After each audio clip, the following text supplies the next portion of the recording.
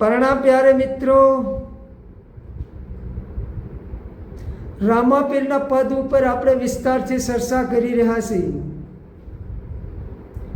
પણ બે મિત્રની કોમેન્ટ છે. એક મિત્રની કોમેન્ટ છે આત્મા એટલે શું ભાગ 15માં, કે બકનાલ એટલે શું. બીજા મિત્રની કોમેન્ટ છે ભાગ 2માં, કે અંગનાળ અને બકનાળ એટલે શું એની માથે વિસ્તારથી ચર્ચા કરો અને સમજાવો. જે મિત્રોએ કોમેન્ટ કરી છે એમનો ખૂબ ખૂબ આભાર માનું છું, કે બહુ જ મહત્વની કોમેન્ટ છે કે અંગનાળ એટલે શું અને બકનાળ એટલે શું. કે આજ આપણે જે પદ ઉપર ચર્ચા કરવાના છીએ એની અંદર એનો ખુલાસો થશે. જે ભાગ બીજામાં આપણે કામના બીજને હરજી પહેલા તમે બાળો રે, રજ વિરજને તમે સંભાળો રે, કર્મ રહિત હરજી ક્રિયા તમે જાણો રે. પછી ગુરુ વસનમાં મનને વાળો રે. ત્યાં વાત આપણે અધૂરી મેકી હતી. એની આગળની કડી છે કે લિંગ અને ભંગનો હરજી તમે ભેદરે મટાડો, પછી યોગ ક્રિયાને જગાડો રે. કર્મ કરશો તો હરજી ધર્મ જાશો હારી. તમે સત્ય વસનને સંભાળો રે.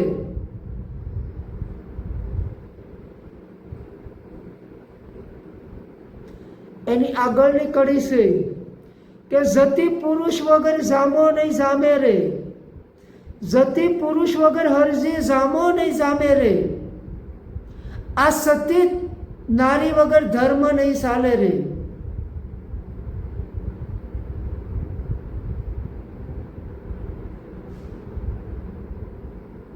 તો આપણે ભાગ 2 ની અંદર વાત અધૂરી મેકી હતી કે કર્મ રહિત હરજી ક્રિયાને તમે જાણો રે. તો કર્મ રહિત ક્રિયા એટલે શું? કર્મ રહિત ક્રિયા કેવી કોને? કે આપણે આ સ્થૂળ શરીર દ્વારા 5 વિષયો દ્વારા સતત આપણે કર્મ રહિત ક્રિયા કરી રહ્યા છીએ, પણ આપણું ત્યાં ધ્યાન નથી, આપણી હોશ નથી. એ જાણવા છતાં અજાણવા જાય છે. અહીંયા રામાધણી કહે છે હરજીને, કર્મ રહિત ક્રિયાને તમે જાણશો તો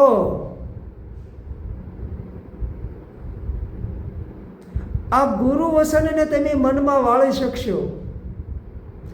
એમ રામાધણી કહે છે હરજીની.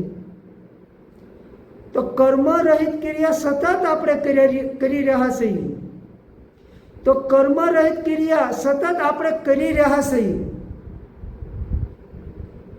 કે જે આપણી આંખો છે બે, એ જે પલકારા મારે છે એ કર્મ રહિત ક્રિયા છે. એ કર્મ આપણે કરતા નથી, એ થઈ રહ્યું છે. એટલે કર્મ રહિત ક્રિયા કીધી કે જે આંખોના પલકારાની ક્રિયા ચાલી રહી છે એ કર્મ રહિત છે. એ કોઈ કર્મથી આપણે બંધાતા નથી. જ્યારે આપણી જે કર્ણ ઇન્દ્રિય છે, કાન છે, એ સાંભળવાનું કામ કરે, એ પણ કર્મ રહિત ક્રિયા છે. કે આપણે વેરાન જંગલની અંદર હોય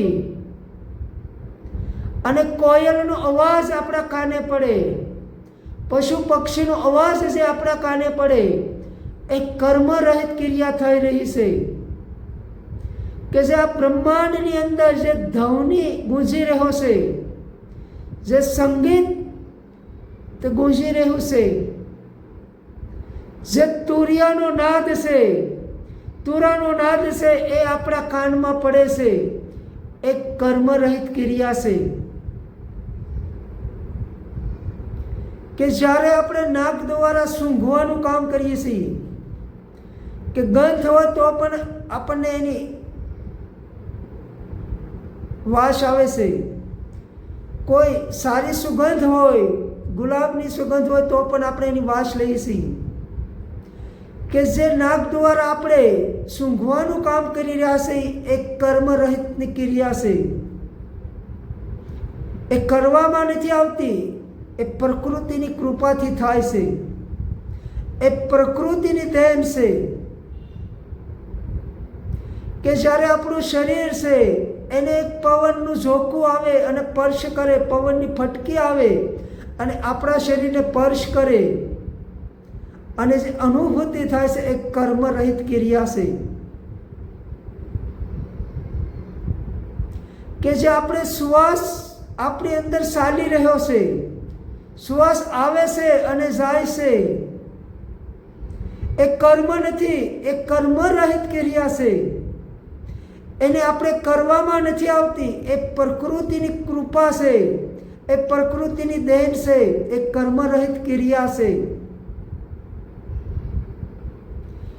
એને આપણે સમજવાની છે. એટલે એ રામાધણી કહે છે કે કર્મરહિત ક્રિયા હરજી તમે પહેલા જાણો. કે જે ક્રિયાની વાત છે એ કર્મરહિત છે, એને જાણવાની છે. જ્યારે એનું જ્ઞાન થાય છે, એ જ્યારે સમજાય છે,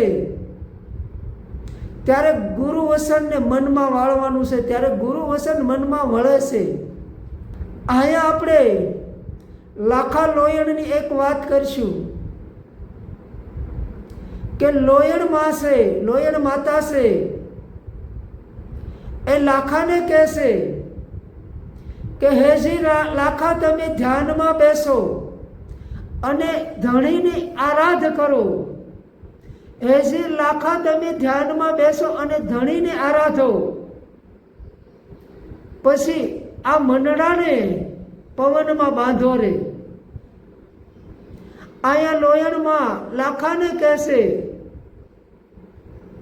કે ધ્યાનમાં બેસી અને ધણીનું આરાધ કરો, પછી મંડળાને પવનમાં બાંધો. એમ અહીંયા રામાધણી કહેશે હરજીને કે ગુરુ વસનને તમે મનમાં વાળો. એટલે શું? બહુ જ પ્રસિદ્ધ કહાની છે, વર્ષોથી આપણે સાંભળતા આવી છીએ, અને દરેક વ્યક્તિથી, નાના બાળકથી લઈ અને બધાએ એક કહાની સાંભળેલી છે. કે એક વ્યક્તિ સાધના કરે છે અને ઝીનાથને પ્રસન્ન કરે છે. જ્યારે ઝીનાથ પ્રસન્ન થાય છે અને કહે છે કે માગ, ત્યારે એ આદમી ઝીનાથને બાંધવાની વાત કરે છે. કે સતત મારું કાર્ય કરવાનું છે.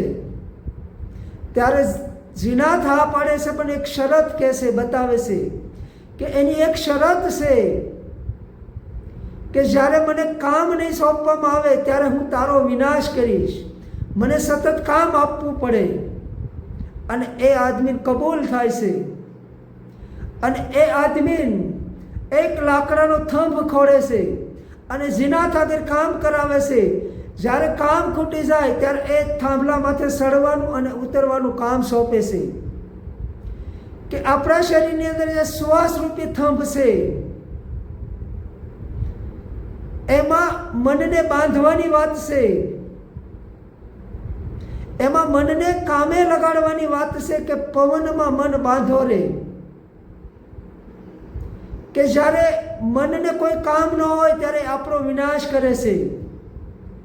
એટલે જ્યારે આપણે કામથી મુક્ત થઈ જઈએ છીએ ત્યારે આ મનને, આ શ્વાસ રૂપી જે થંભ છે એનું કામ સોંપવાનું છે.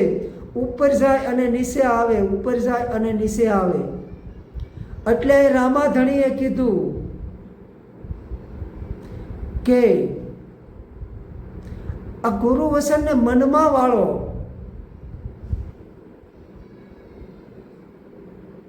એ ગુરુ વસનને મન માથે લગાવી અને આ મનને કામ સોંપવાનું છે. આ શ્વાસ ઉશ્વાસની જે ક્રિયા ચાલી રહી છે એમાં લગાડવાનું છે.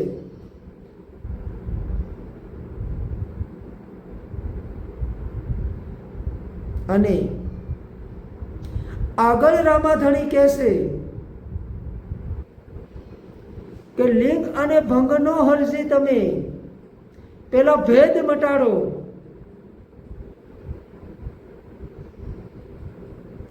અને પછી યોગ ક્રિયાને જગાડો રે. કે જ્યાં લિંગ અને ભંગ છે એને ઓળખ્યા વગર એનો ભેદ મટતો નથી. એને જાણી લેવાનો છે અને એને જાણી લેવાથી એનો ભેદ મટે છે. એને જાણી લેવાથી એની ઉપર આપણે ઉઠી જઈએ છીએ.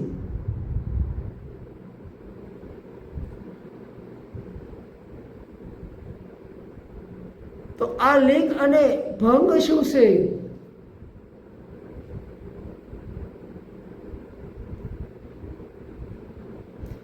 અહીંયા જે મિત્રની કોમેન્ટ છે કે બકનાળ એટલે શું? અંગનાળ અને બકનાળને વિસ્તારથી સમજાવો. તો અહીંયા આપણે એની વાત કરશું કે આપણું આ જે સ્થૂળ શરીર છે એની અંદર 10 ચક્ર આવેલા છે. યોગી લોકો તો આ શરીરની અંદર 256 ચક્ર બતાવે છે, પણ એની અંદર કોઈ અનુભવી મહાપુરુષો મુખ્ય 3 ચક્રની વાત કરે છે. અને લગભગ વ્યક્તિ 7 ચક્રની વાત કરે છે કે આ શરીરની અંદર 7 ચક્ર આવેલા છે. જ્યારે મહાવીર 8 ચક્રની વાત કરે છે, બુદ્ધ ભગવાન 9 ચક્રની વાત કરે છે, જ્યારે અહીંયા રામાધણી 10મા ચક્રની વાત કરે છે. કે આ સ્થૂળ શરીરની અંદર જે 7 ચક્ર છે એ આ પિંડના ચક્ર છે. આ સ્થૂળ પિંડ અને સૂક્ષ્મ પિંડના ચક્ર છે. જ્યારે બાકીના 3 જે ચક્ર છે એ તત્વના 3 ચક્ર છે. તો આપણે એને સમજવાની કોશિશ કરીશું કે પ્રથમ પહેલા આપણું જે મૂલાધાર ચક્ર છે એ ગુદ્દા દ્વારની અંદર આવેલું છે. અને બીજું ચક્ર સ્વાધિષ્ઠાન ચક્ર છે એ જનય ઇન્દ્રિયની અંદર આવેલું છે. અને ત્રીજું ચક્ર છે એ નાભી કેન્દ્ર છે, એ નાભીમાં આવેલું છે. પણ જે નાભીની ગોળાઈ છે એના નીચેના પટ ઉપર આવેલું છે. કે જે નાડી ધબકે છે, ધબકારા કરે છે, એ જે આપણી નાભીની ગોળાઈ હોય છે એના નીચલા પટ ઉપર એ ધબકારાનો અવાજ આપણે મહેસૂસ કરીએ છીએ. અને જ્યારે ચોથું ચક્ર છે અનાહત ચક્ર, એ આપણા હૃદયમાં આવેલું છે. કે જે આપણા 2 ફેફસા છે, લમ્સ છે, 2 એની વચ્ચે આવેલું છે. અને જે 5મું ચક્ર છે એ વિશુદ્ધ છે, એ કંઠની અંદર આવેલું છે. અને 6થું ચક્ર એ 2 આંખોની વચ્ચે, જેને ભૃકુટી કહેવામાં આવે છે, એની અંદર આજ્ઞા ચક્ર આવેલું છે. અને જે શિખાનો ભાગ છે એની અંદર સહસ્ત્ર દલ ચક્ર આવેલું છે. કે આ સ્થૂળ શરીરના 7 ચક્ર છે એ પિંડના ચક્ર છે. અને જે તત્વના ચક્ર છે એ 3 ચક્ર છે. એ 8મું ચક્ર છે એ નાદ ચક્ર છે. 9મું ચક્ર છે બુંદ ચક્ર છે. અને 10મું ચક્ર છે એ બીજ ચક્ર છે.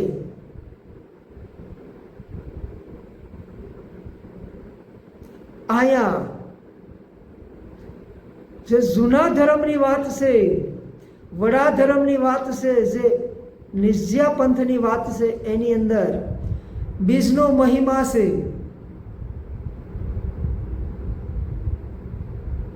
અને અહીંયા રામાધણી એને 10મું ચક્ર બીજ ચક્ર કહેશે. પણ આ ધરતી ઉપર અનેક આત્માઓ, અનેક લોકોને આ શ્વાસની જે ક્રિયા ચાલી રહી છે, શ્વાસ ઉશ્વાસની ક્રિયા ચાલી રહી છે, એનું પણ જ્ઞાન નથી. તો આ બીજ ચક્રની કેવી રીતે ખબર પડે? અનેક એવી આત્માઓ છે કે એને શ્વાસ પર શ્વાસનું જ્ઞાન નથી.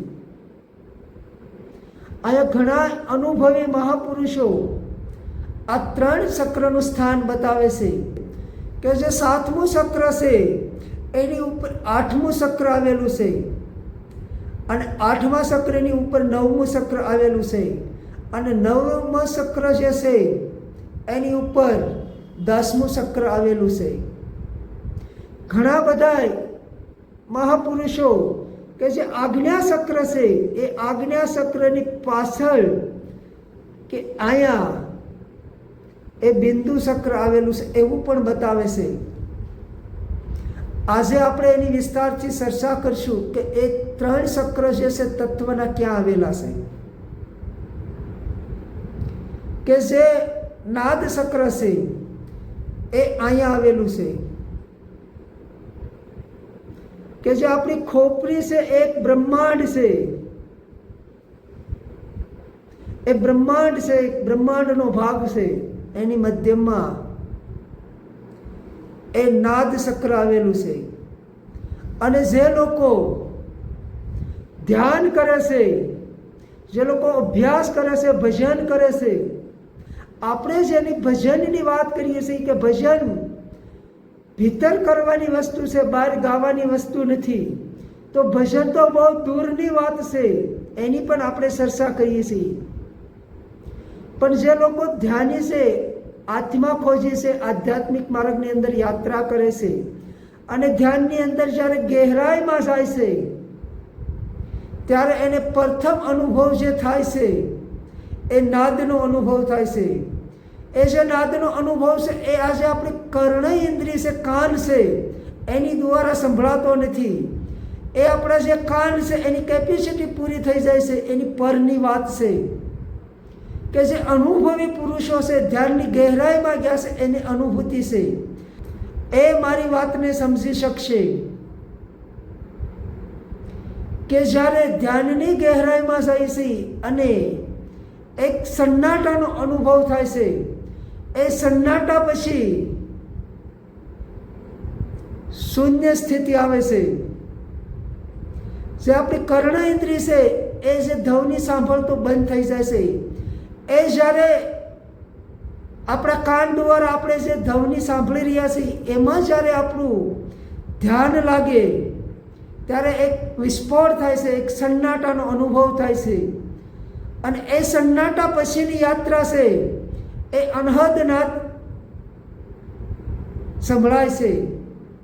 અને એ અનહદ નાદ જે સંભળાય છે એ જે આપણું બ્રહ્માંડ છે, આપણી જે ખોપરી છે, એની ઉપરથી એ અવાજ આપણે સાંભળીએ છીએ. અને એ આ બ્રહ્માંડની અંદરનો અવાજ છે, એ બ્રહ્માંડનો મૂળ નાદ છે, અને એ આપણી ખોપરી છે, એ ખોપરી દ્વારા આપણે એ સાંભળીએ છીએ, એ કાન દ્વારા નહીં.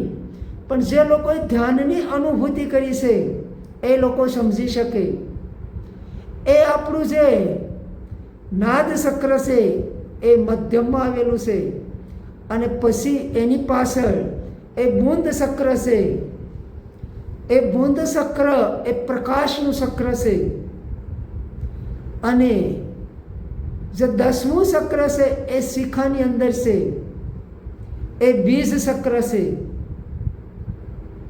કે જે 10મું ચક્ર છે. તો આપણે અહીંયા 10મા દ્વારની આગળ ભાગમાં વાત કરી કે શિખા જે છે એની અંદર 10મો દ્વાર આવેલો છે. પણ શિખાની અંદર 10મો દ્વાર નથી. એ જે માતા બહેનો છે એને એ અનુભવ છે કે જે શિખાનો ભાગ છે એનાથી થોડીક આગળ એ 10મા દ્વારનું સ્થાન છે. અને એ 10મો દ્વાર જે છે એ અંગૂઠાના કંદ જેવડો છે કે જ્યારે આપણો જન્મ થાય છે ત્યારે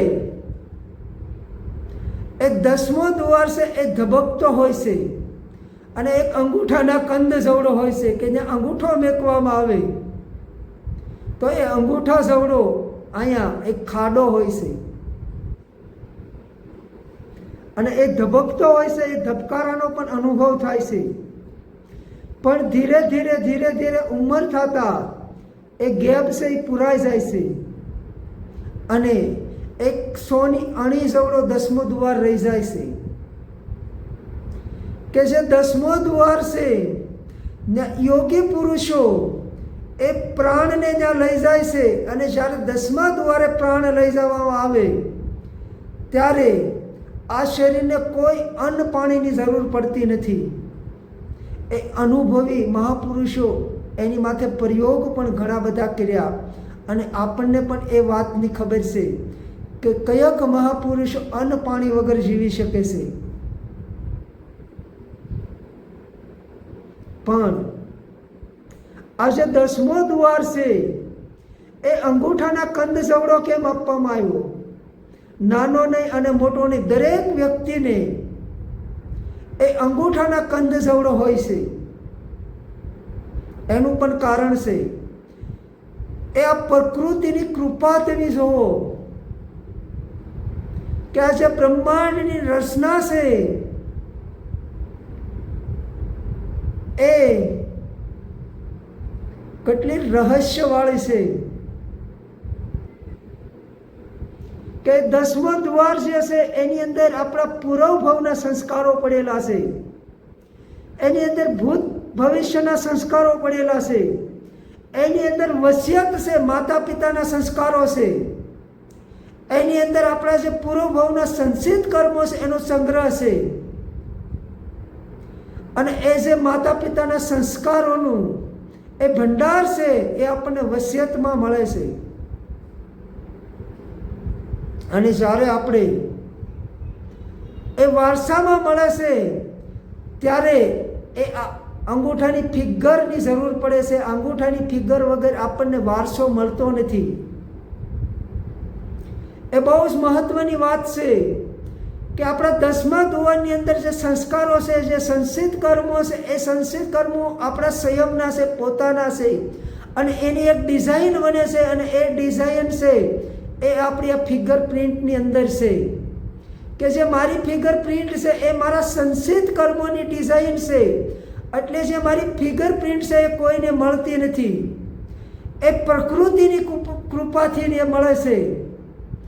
અને પ્રકૃતિ આ ધરતી ઉપર એક વખત એ મોડલને મેકલે છે, પછી અનાદિકાળ સુધી એ મોડલ ફરી વખત જન્મતું નથી. કે જે મારી ફિગર પ્રિન્ટ છે એક વખત એ ડિઝાઇન બની ગઈ સંચિત કર્મોની, માતા પિતાના સંચિત કર્મો, પૂર્વ ભવના સંસ્કારો જે વસિયતમાં મળે છે એની પણ એ ડિઝાઇન છે. એટલે જે મારી ફિગર પ્રિન્ટ છે એ મારી સ્વયંની છે, એ કોઈની સાથે મેચ નથી થતી. કે જ્યારે આપણે દસ્તાવેજ કરવાનો થાય છે આપણા માતા પિતાની મિલકતનો અને આપણે ભણેલા હોય તો સાઇન કરીએ છીએ, સહી કરીએ છીએ, છતાં અંગૂઠાની છાપ લેવામાં આવે છે, અંગૂઠાની ફિગર લેવામાં આવે છે, કારણ કે એ આપણા વસિયતની એની અંદર ડિઝાઇન છે, એનું મહત્વ છે. અને કોઈ પણ દસ્તાવેજ એ અંગૂઠાની ફિગર વગર થતો નથી, દરેક વ્યક્તિ જાણે છે. એટલે આપણો જે 10મો દ્વાર છે એ અંગૂઠાના કંદ જેવડો બતાવવામાં આવે છે અને દરેક માતા બહેનોને એનું જ્ઞાન હોય છે કે જ્યારે બાળક જન્મે છે ત્યારે એ પૂરી માત્રામાં ધબકતો હોય છે. તે અંગૂઠો મેકવામાં આવે તો એક અંગૂઠા જેવડું કંદ હોય છે એનું.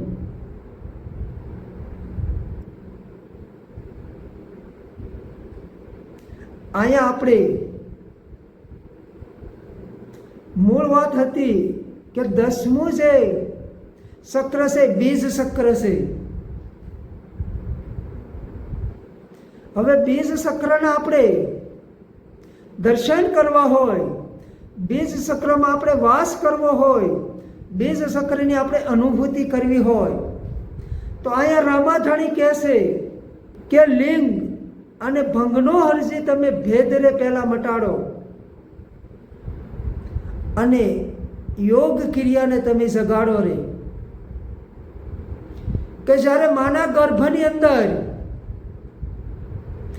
બાળક ઉછરીને મોટું થાય છે, જ્યારે સમય આવતા પરિપક્વ થઈ જાય છે, ત્યારે એમનો જન્મ થાય છે, ગર્ભની અંદરથી બહાર આવે છે. અને જ્યારે બાળકનો જન્મ થાય છે ત્યારે માના ગર્ભથી લઈ અને બાળકની નાભી સુધી એક નાળી, જેને અંગનાળ કહેવામાં આવે છે, જેને નાયડો પણ કહેશે અને નાળ પણ કહેવામાં આવે છે, એ માના ગર્ભથી લઈ અને બાળકની નાભી સુધીનું જે જોડાણ છે એ અંગનાળ છે, એ અંગનાળ છે. હું માતાઓને વંદન કરું છું કે એમાં મારી કોઈ ભૂલ ચૂક હોય તો મને માફ કરજો. હું મારી અનુભૂતિ મુજબ આ વાતને સમજાવવાની કોશિશ કરું છું અને હું સમજવાની કોશિશ કરું છું વાત કરવાથી. કે જે એ અંગનાળ છે એની લંબાઈ 2.5 ફૂટની છે. કે માના ગર્ભથી લઈ અને આપણી નાભી સુધીની જે નાળ છે અંગની, એની લંબાઈ 2.5 ફૂટની હોય છે. અને જ્યારે જન્મ થઈ જાય છે બાળકનો, ત્યારે બાળક સૂપ થઈ જાય છે અને મા પણ સૂપ થઈ જાય છે. માની બોલતી બંધ થઈ જાય છે, મા બોલી નથી શકતી, બાળક પણ સૂપ છે. અને એ અંગનાળને જ્યારે કાપવામાં આવે ત્યારે મા પ્રથમ અવાજ કરે છે અને બાળક પણ અવાજ કરે છે.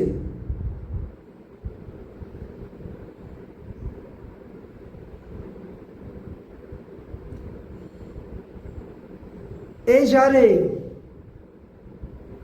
નાળને કાપવામાં આવે છે, અંગનાળને જ્યારે કાપે છે, ત્યારે પ્રથમ પહેલા માં શું અવાજ કરે છે? એ જે સ્ત્રીઓ છે, માતાઓ છે કે જેને સંતાનોને જન્મ આપ્યા છે, એનો અનુભવ છે, એને એ અનુભૂતિ થયેલી છે, એ અનુભૂતિમાંથી એ પસાર થયેલી છે.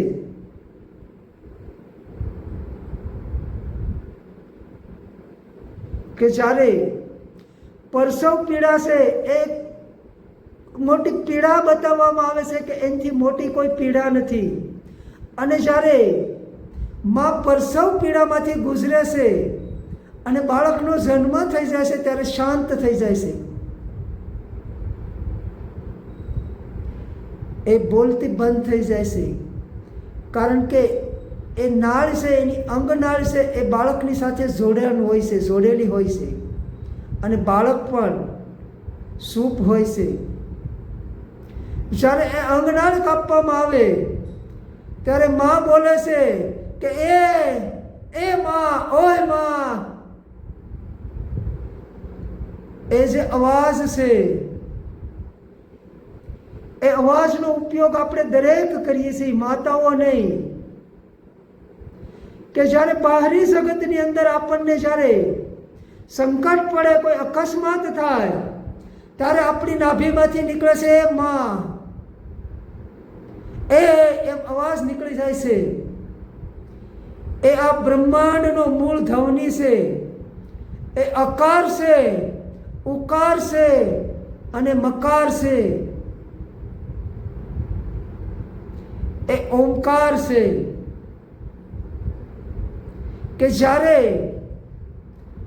આપણો જન્મ થાય છે, આપણી જે ઉત્પત્તિ છે એ નાદની ઉત્પત્તિ છે. એ ઓમકારમાંથી આપણી ઉત્પત્તિ થાય છે. અને ત્યારે આપણને આપણી વાસા આપણી આગળ નથી હોતી, આપણે ભાવમાં પણ નથી હોતા, છતાંય તે જ્યારે નાળ કપાય ત્યારે બાળકને રોવે નહીં તો રોવરાવવામાં આવે છે. અને એ બાળક જ્યારે રોવે છે ત્યારે એની અંદરથી અકાર ઉકાર અને મકાર નીકળે છે અને એ આ બાળક આખું ધ્રુજે છે. એ બાળક જ્યારે પ્રથમ રોવે છે ત્યારે એના પગ પણ ધ્રુજે છે અને પગ હાથ પગ ભેગા થાય છે અને એનું શરીર સંકોચાય છે. એ જે ક્રિયા થાય છે, એ જે આપણી મૂળ શક્તિ છે કે જેને આપણે કુંડલીની શક્તિ કહીએ છીએ, એની ઉપર શોર્ટ પડવાથી શરીર સંકોચાય છે અને એની અંદરથી ધવની પ્રગટ થાય છે. આપણી વાસા નથી હોતી, આપણે દેહ ભાવમાં નથી હોતા, છતાંય તે એ પ્રકૃતિ એ પેટર્નને નિર્મિત કરાવે છે અને બાળક રોવે ત્યારે આખું ધ્રુજી જાય છે. એની અંદર પ્રાણ ઉત્થાનની ક્રિયાની અસર થાય છે. અને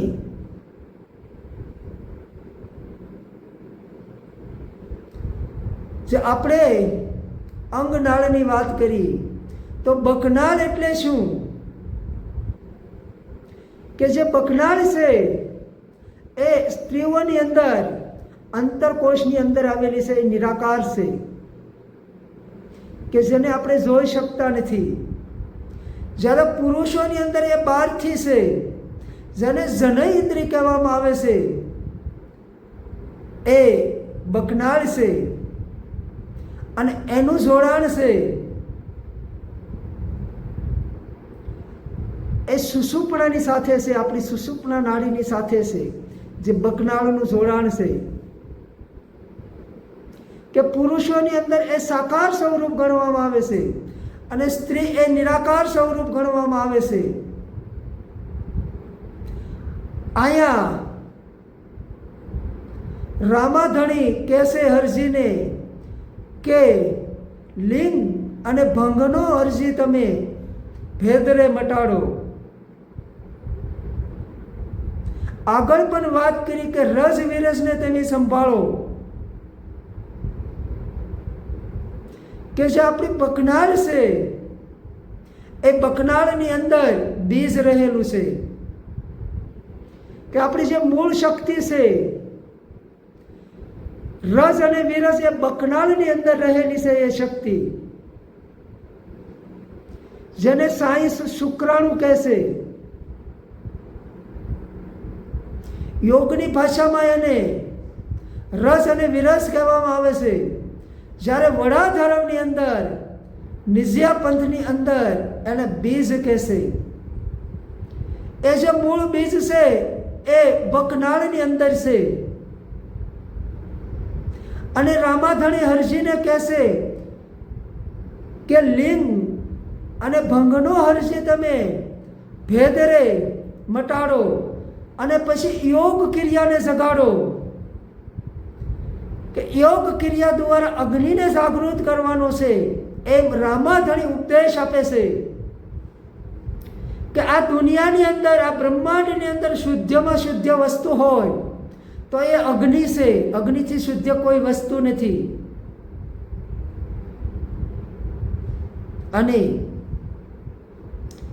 એ યોગ ક્રિયાથી અગ્નિને જગાડવાનો છે. અને જે બીજ છે એ બીજ જ્યારે શુદ્ધ થાય, એ બીજને જ્યારે બાળવામાં આવે ત્યારે ઉર્જા પ્રગટ થાય છે, એનર્જી જાગૃત થાય છે. અને એ એનર્જી જે છે એ બકનાળની અંદરથી એ એનર્જી સુષુપ્ણા માર્ગે બકનાળ દ્વારા એ એનર્જી સુષુપ્ણા માર્ગે ઉપર ચડે છે. જ્યારે એ એનર્જી જાગૃત થાય છે યોગ ક્રિયાથી, અગ્નિથી, ત્યારે આપણા શરીરની અંદર કંપન શરૂ થાય છે, જેને પ્રાણ ઉત્થાનની ક્રિયા કહેવામાં આવે. કે જે આપણી મૂળ શક્તિ છે એ જ્યારે જાગૃત થાય અને મૂલાધારથી ઉધર્વ ગમન થાય, બકનાળીમાંથી જ્યારે ઉધર્વ ગમન થાય અને પ્રથમ ચક્ર જે છે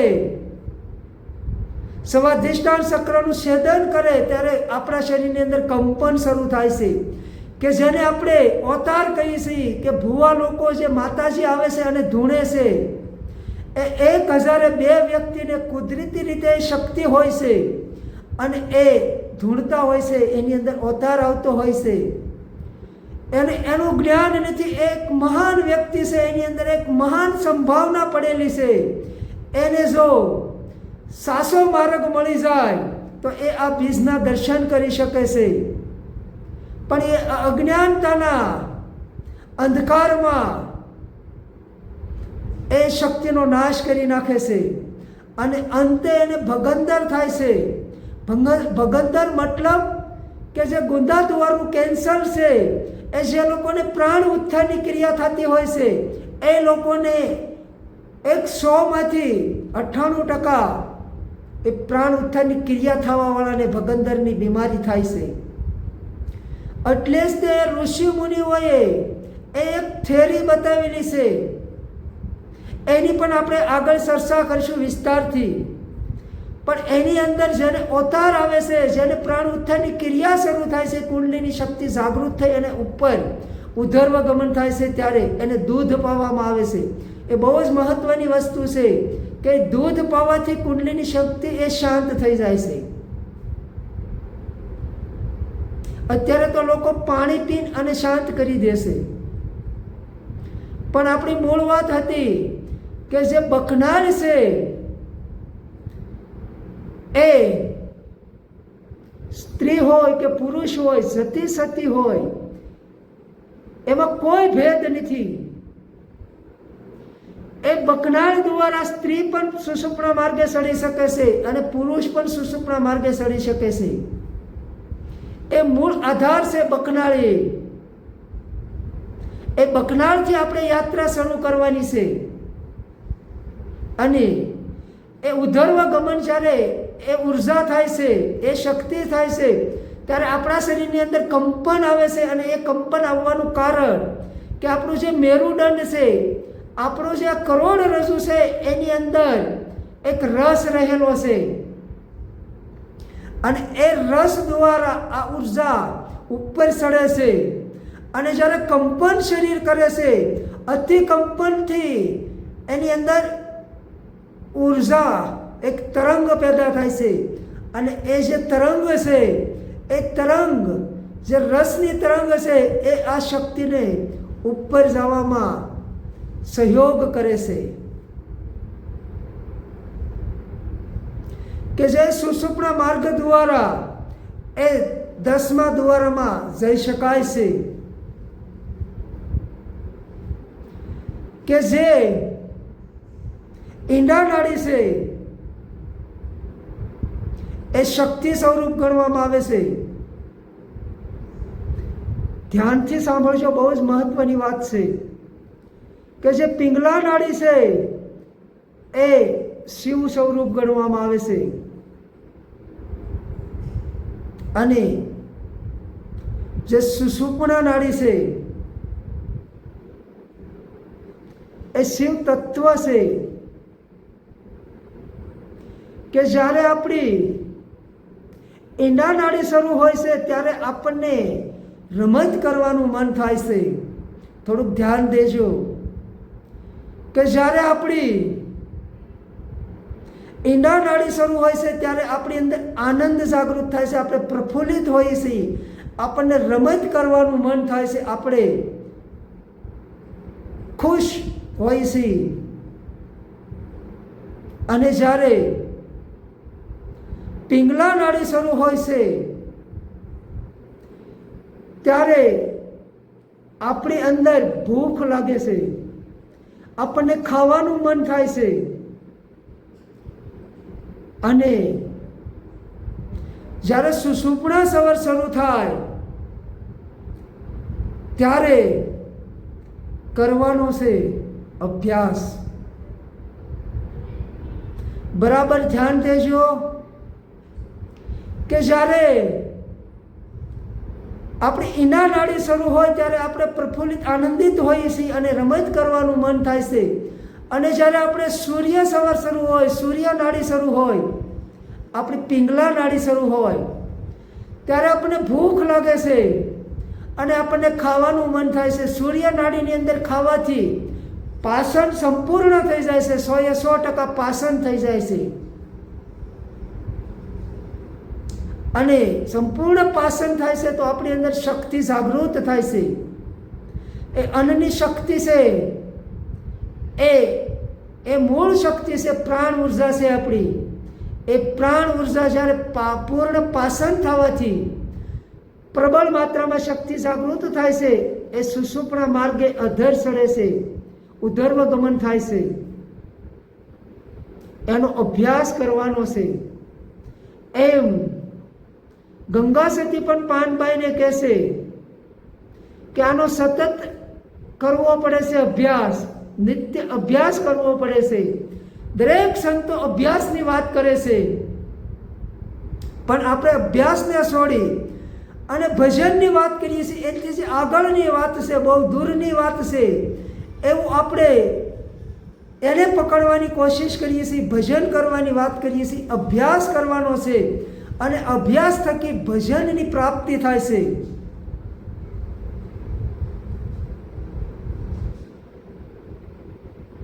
તો જે લિંગ અને ભંગ નો ભેદ જે છે એને સમજવાથી એની ઉપર ઉઠી શકાય છે. એને સમજવાથી એનાથી પરની યાત્રા કરી શકાય છે. એને સમજ્યા પછી, એનો ભેદ મટાડ્યા પછી યોગ ક્રિયાને જગાડવાની વાત કરે છે, અભ્યાસ કરવાની વાત કરે છે કે સતત એનો અભ્યાસ કરવો પડે છે.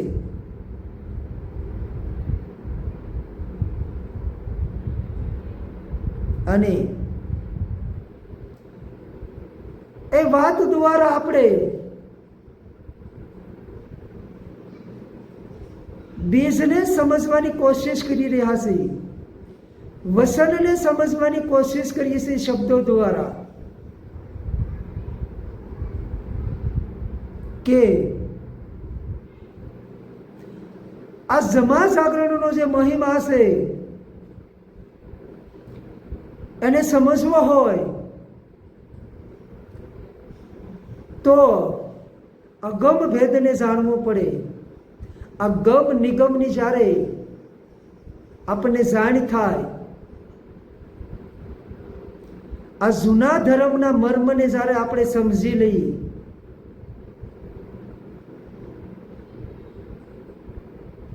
જ્યારે આ વસનની આપણને ખબર પડે ત્યારે એને સાબિત રાખવાનું છે કે જ્યારે કામના બીજને બાળી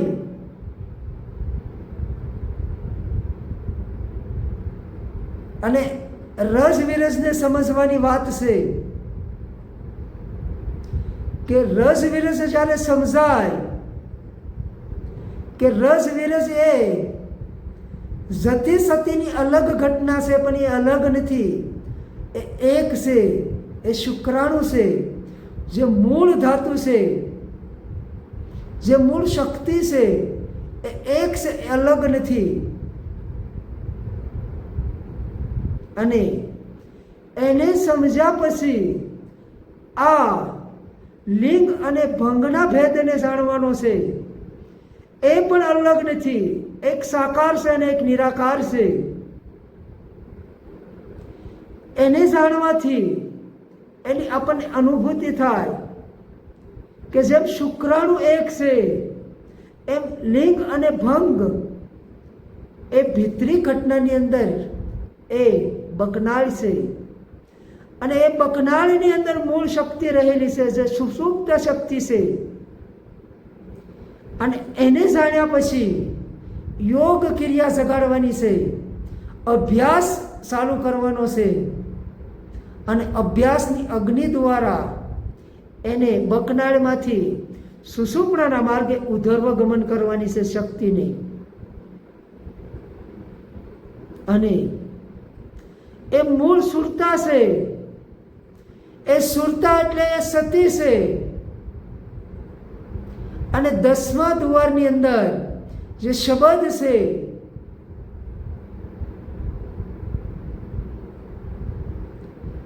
કે જે પદાર્થના રૂપમાં છે, એને યોગ ક્રિયાથી એને અગ્નિ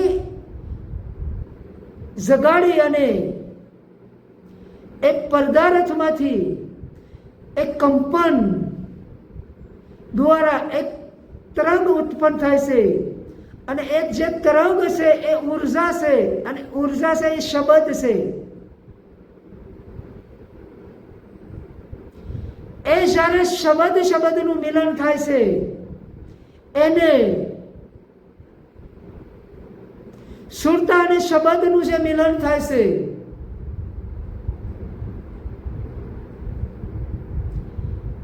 એ યાત્રાની અંદર દરેકને સ્ત્રી બનવું પડે. એ સ્ત્રી બન્યા પહેલા એ નિજની અનુભૂતિ નથી થતી.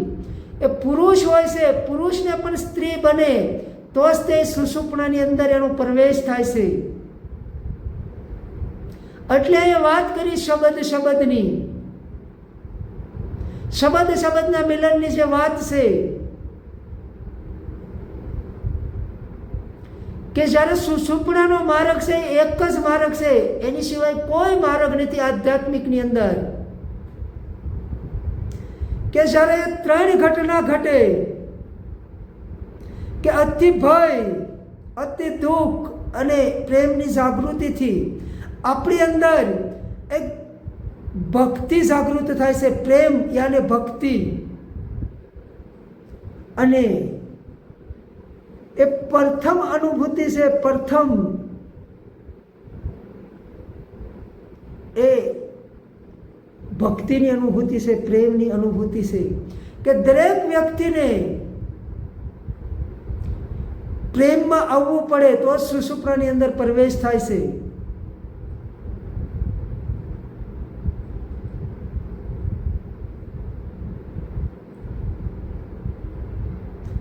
કે 2 માર્ગ છે આધ્યાત્મિક યાત્રાના.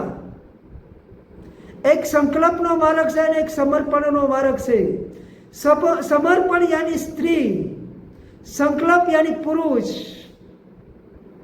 અહીંયા જે હું વાત કરી રહ્યો છું એ લિંગ ભંગની વાત કરી રહ્યો છું. જરા ધ્યાનથી સાંભળજો. કે સુષુપ્નાની અંદર પ્રવેશ કરવો હોય, આધ્યાત્મિક માર્ગની અંદર પ્રવેશ કરવો હોય તો જે બકનાળ છે એ બકનાળ, સ્ત્રીની બકનાળ અને પુરુષની બકનાળ અલગ નથી. એના ભેદને મટાડવાની વાત કરી છે. અને એ 2 માર્ગ દ્વારા એ બકનાળે પહોંચી શકાય છે. એક પ્રથમ માર્ગ છે સમર્પણનો માર્ગ, ભક્તિનો માર્ગ, અને બીજો છે સંકલ્પનો માર્ગ, જે યોગનો માર્ગ. કે સ્ત્રી છે એ સમર્પણની મૂર્તિ ગણવામાં આવે છે. સ્ત્રી છે એનો પ્રવેશ ભક્તિ દ્વારા આસાનથી થઈ જાય છે. જ્યારે પુરુષ છે એ અહંકારી હોય છે અને એને યાત્રા કરવી હોય તો એ યોગ દ્વારા આ પ્રેમને જાગૃત કરે છે. જ્યારે પ્રેમ જાગૃત થાય ત્યારે એની અંદર ભક્તિ પ્રગટ થાય છે. અને જ્યારે ભક્તિ પ્રગટ થાય ત્યારે એ સમર્પણ કરે છે. અને સમર્પણ એટલે એ સ્ત્રી તત્વ છે, સ્ત્રી રૂપ છે. કે કોઈ પણ પુરુષ હોય એની અંદર સ્ત્રી તત્વ છુપાયેલું છે. એનો એક રેશિયો હોય છે કે 70% પુરુષ તત્વ અને 30% સ્ત્રી તત્વ. અને સ્ત્રીઓની અંદર પણ એક રેશિયો હોય છે કે સ્ત્રી 70% હોય છે અને 30% પુરુષ હોય છે. દરેક સ્ત્રી પુરુષની અંદર જતી સતી છે. અને એ જતી સતીની જે લિંગ અને ભંગ છે એને આપણે જાણવાની છે, એનો ભેદ મટાડવાની વાત છે. આપણે કહેતા હોઈએ છીએ કે કોઈ પુરુષની અંદર સ્ત્રી તત્વનું પ્રમાણ વધી જાય તો એ બાયલો કહેવાય છે. જ્યારે સ્ત્રીની અંદર પુરુષ તત્વનું પ્રમાણ વધી જાય ત્યારે એને ભાયડા સાપ કહેવામાં આવે છે. દરેકની અંદર એ બંનેનો જોડ છે.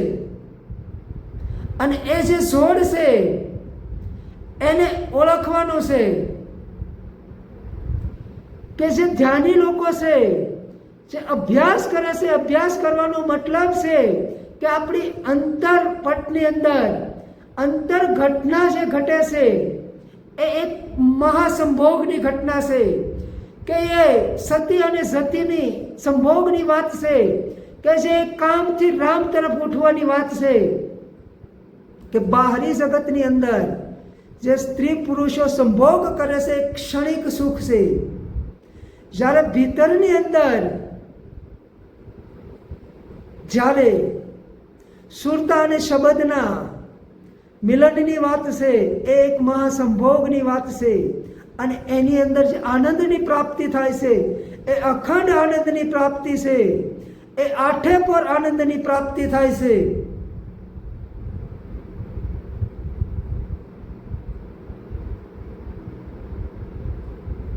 અહીંયા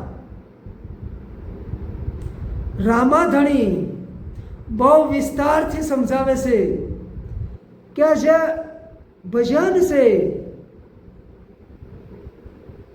એ જે બોધ આપી રહ્યા છે એ તમને અને મને આપી રહ્યા છે. એને સમજવાની કોશિશ કરવાની છે.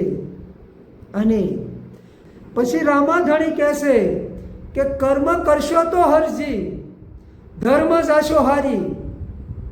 તમે સત્ય વસનને સંભાળો રે. કે જ્ઞાન થયા પછી તમે બાહરી જગતની અંદર એક કર્મ કરશો તો આ ધર્મને હારી જશો. તમે સત્ય વસનને સંભાળો. સત્ય વસન ઉપર હોશ રાખવાની છે. કે સતત અભ્યાસ કરવાથી આપણી હોશ તૂટતી નથી. અને હોશથી આપણી જે સુરતા છે એ અખંડ રહેશે. આપણી સુરતાને સંભાળવાની છે. કે એને જ્યારે સંભાળવામાં આવે, એની ઉપર જ્યારે હોશ રાખવામાં આવે ત્યારે આ સતી અને સતીનું મિલન થાય છે. એટલે આગળ રામાપીર કહેશે કે જતી રે પુરુષ વગર હરજી, જામો નહીં જામે.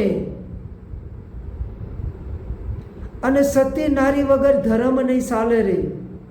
એની આપણે નેક્સ્ટ ટાઈમ ચર્ચા કરશું. અહીંયા હું મારી વાતને પૂરી કરું છું. મારી વાતમાં કોઈ ભૂલચૂક હોય તો એને સુધારી અને આ નિજાર પંથનો જે મહિમા છે, આ વડવા ધર્મની જે વાત છે, આ જે જૂના ધર્મની સ્થાપનાની મૂળ વાત છે, અને સમજવા માટે મારી ભૂલને સુધારવાની કોશિશ કરજો. મને જે સમજ હતી, મને જે વસ્તુ સમજાણી એ પ્રમાણે હું બોલી રહ્યો છું. એમાં પણ કોઈ ક્ષતિ રહી ગઈ હોય તો જ્ઞાની મહાપુરુષોને વંદન કરું છું, માફી માગું છું. કે મારી ભૂલ હોય તો કોમેન્ટ કરી અને મને બતાવજો. એ વાત સાથે અસ્તુ. હરિઓમ તત્સત.